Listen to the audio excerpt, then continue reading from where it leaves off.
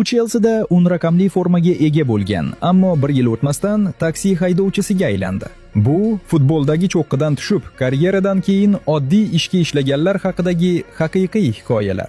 3-o'rinda Emanuele Ebue. U Arsenalda 6 yil davomida millionlab daromad olgan, ammo xotini uni barcha mulkni uning nomiga o'tkazishga ko'ndirgan. Ajrashgandan keyin Ebue hech narsasiz qolgan va hozir kichik xususiy klubda murabbiylik qilmoqda. So'ngida Royston Drenthe. U bir vaqtlar Real Madridda Ronaldo bilan yoniga-yon o'ynagan, lekin 3 ta nikoh va 6 ta farzand uning hayotini o'g'irlashtirgan. Ajralishlar, qarzlar va oxir-oqibat bankrotlik. Endi u Niderlandiyada hamshira bo'lib ishlaydi. Mixail Mudrik esa doping sabab diskvalifikatsiyadan keyin yo'l topolmay, Uber haydovchisi sifatida ko'rilgan. Endi u Niderlandiyada hamshira bo'lib ishlaydi. Mixail Mudrik esa doping sabab diskvalifikatsiyadan keyin yo'l topolmay, Uber haydovchisi sifatida ko'rilgan.